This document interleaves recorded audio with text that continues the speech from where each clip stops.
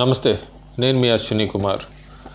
Assembly ఎన్నికలకి parliament ఎన్నికలకి వచ్చేటప్పటికి చాలా ఫ్యాక్టర్స్ యాడ్ ఆన్ అవుతుంటాయి. ఉదాహరణకి మనం అసెంబ్లీ ఎన్నికలు చూసుకున్నప్పుడు అక్కడ స్థానిక నాయకత్వం, స్థానిక ఎమ్మెల్యే, ముఖ్యమంత్రి అభ్యర్థి ఇవన్నీ చూడాల్సి ఉంటుంది, పార్టీ ఎవరు అధికారంలోకి. కానీ లోక్సభ ఎన్నికలు వచ్చేటప్పటికి మనకి రెండు ముఖాలు కనబడుతూ ఉంటాయి. ఇప్పుడు ప్రస్తుతం అయితే యూపీఏ వెళ్ళిపోయింది, ఇండియా అలయన్స్ వచ్చింది, అట్లాగే ఎన్డీఏ.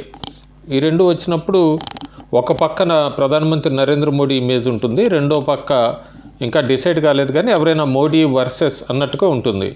ఇట్లా ఉన్నప్పుడు ఓటర్కి చాయిస్ రెండే ఉంటాయి, ఎన్డీఏనా ఇండియా అలయన్స్ అని. ప్రధానమంత్రి నరేంద్ర మోడీనా లేదా ఇంకా ప్రస్తుతానికి మల్లికార్జున్ ఖర్గే పేరు తెర మీదకి వచ్చింది, ఫైనల్ కాలేదు, రేపు ఎవరు అనేది.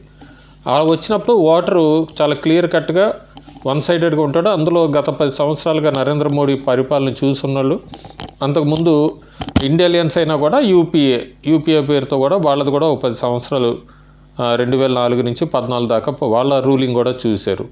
ప్రస్తుతం మనం దక్షిణాదికి వచ్చినప్పుడు మాత్రం స్థానికంగా అసెంబ్లీ ఎన్నికలు జరిగినప్పుడు తమిళనాడులో డిఎంకే రూలింగ్లో ఉంది, తెలంగాణలో కాంగ్రెస్ రూలింగ్లో ఉంది, అట్లాగే కర్ణాటక కాంగ్రెస్ రూలింగ్లోకి వచ్చింది, ఆంధ్రప్రదేశ్లో వైఎస్ఆర్సీపీ రూలింగ్లో ఉంది, కేరళలో కమ్యూనిస్టులు ఉన్నారు. ఇట్లా చూసుకుంటే బీజేపీ అక్కడ మనకి పెద్దగా దక్షిణాదిన ప్రస్తుతం అధికారంలో ఉన్నట్టుగా కనబడదు, ఒక పుదుచ్చేరితో ఇలాంటి తప్ప. అయితే లోక్సభ ఎన్నికలకు వచ్చేటప్పటికి మాత్రం దక్షిణాదిన నరేంద్ర మోడీకి అంత క్రేజ్ లేదు, లేదా మీరు ప్రధానమంత్రిగా ఎవరైతే ఇష్టపడతారు, ఏ అభ్యర్థి అయితే ఇష్టపడతారంటూ కూడా మళ్ళీ ఒక ఛానల్ సర్వే చేసింది. ఆ సర్వేని గత రాత్రి అంటే సోమవారం రాత్రి రిలీజ్ చేసింది. చాలా ఆశ్చర్యకరమైన ఫలితాలు ఉన్నాయి. దక్షిణాదిన ఎవరు కూడా నరేంద్ర మోడీకి పేరు లేదు, నరేంద్ర మోడీకి దక్షిణాదిన అస్సలు బీజేపీ ఎంటర్ కాదు, లేదా బీజేపీని అసలు చూడరు, నరేంద్ర మోడీని అసలు చూడరు అంటూ మాట్లాడుతున్న ప్రతిపక్షాలకు కానీ అధికార పార్టీలో ఉన్న కాంగ్రెస్ పార్టీకి కానీ ఈ సర్వే చాలా ఆశ్చర్యంగా ఉంది. ఇది కూడా మళ్ళీ ఏబీపీసీ ఓటరే, కాకపోతే కొద్దిగా వేరే వాళ్ళతో కూడా కలిసి చేశారు. కర్ణాటకలో చూస్తే మోడీకి 60% మంది ప్రధానమంత్రిగా మద్దతు తెలుపుతున్నారు. అదే రాహుల్ గాంధీకి వచ్చేటప్పటికి 26%. తెలంగాణలో కూడా మన అసెంబ్లీలో బీజేపీకి 8 స్థానాలు ఇట్లా వచ్చినా కూడా లోక్సభ స్థానంకి వచ్చేటప్పటికి ప్రధానమంత్రిగా ఎవరిని ఒప్పుకుంటారు, నరేంద్ర మోడీనా రాహుల్ గాంధీ అంటే నరేంద్ర మోడీకి 50% మంది, రాహుల్ గాంధీకి 40% మంది. ఆశ్చర్యకరమైన ఫలితాలు బాగా ఆంధ్రప్రదేశ్లో ఉంది. ఆంధ్రప్రదేశ్లో మోడీకి ప్రధానమంత్రిగా 56% మంది మద్దతు తెలుపుతున్నారు. అదే రాహుల్ గాంధీకి ప్రధానమంత్రి అభ్యర్థిగా 34% మంది మద్దతు తెలుపుతున్నారు. కేరళలో అందరికీ తెలిసిందే, అక్కడ కమ్యూనిస్టులు ఎప్పటి నుంచో పాతుకుపోయి ఉన్నారు, బీజేపీ ఇంకా ఎంటర్ కాలేదు. అయినా కూడా నరేంద్ర మోడీకి 33% మంది కేరళలో మద్దతు తెలుపుతున్నారు. తమిళనాడు గురించి కూడా మాట్లాడుకోవాలి మనం. గత కొన్ని రోజులుగా కూడా ఈ వరదలకు సంబంధించి మోడీ మీద అట్లా కేంద్రం మీద డిఎంకే పార్టీలు చాలా విమర్శలు చేస్తున్నాయి. అసలు ఏమీ మాకు సహాయ సహకారాలు లేవని ఇంకో పక్క అన్నామలే కూడా వాటికి కౌంటర్ చేసుకుంటూ బీజేపీ తరఫున ఆయన ప్రచారం ఆయన చేసుకుంటూ వెళ్తున్నాడు, సహాయ సహకారాల్లో చురుగ్గా పాల్గొంటున్నాడు.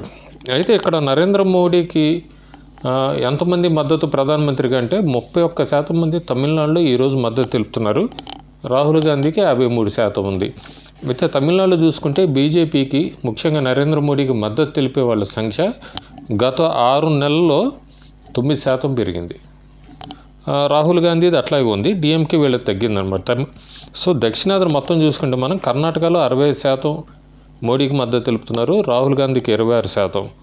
సో దీని ప్రకారం బీజేపీ కూడా నరేంద్ర మోడీ కూడా దక్షిణాదిన ఆయన ఇమేజ్ క్రేజ్ పెంచుకుంటూ వస్తున్నాడు, జనాల్లోకి బాగా వెళ్తున్నారు. ఇక్కడ చాలా ముఖ్యమైన ఇంపార్టెంట్ ఫ్యాక్టర్ ఏంటంటే ఆంధ్రప్రదేశ్లో 56% మంది మోడీకి మద్దతు తెలుపుతున్నా కూడా దాన్ని ఉపయోగించుకొని రాష్ట్రంలో తీసుకెళ్లే సరైన నాయకత్వం ఈరోజు కూడా ఆంధ్రప్రదేశ్లో లేరు. అక్కడ అంతకుముందు సునీల్ దేవధర కొన్ని రోజులు చేశారు, మీటింగులు పెట్టారు, కమిటీలు వేశారు, అన్నీ చేశారు. కానీ ఆయన ప్రస్తుతం పూణేలో ఉంటున్నారు, పూణే బేస్డ్గా ఆయన పనిచేసుకుంటున్నారు.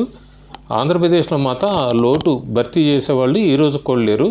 బీజేపీ మరి రాబోయే రోజుల్లో ఏమన్నా ఆంధ్రప్రదేశ్ మీద కూడా ఫోకస్ పెడుతుంది. ప్రస్తుతానికి మాత్రం బీజేపీ ఓట్ షేర్ అంతా కూడా టీడీపీ వైపుకే ఉంది గత 10 ఏళ్లుగా. సో ఈ ఓట్ షేర్ను మళ్ళీ బీజేపీ వైపుకు మళ్లించుకొని బీజేపీ బలపడితే ఆంధ్రప్రదేశ్లో కూడా రాబోయే రోజుల్లో బీజేపీకి మంచి భవిష్యత్తు ఉంటుందని ఈ సర్వే చెప్తుంది.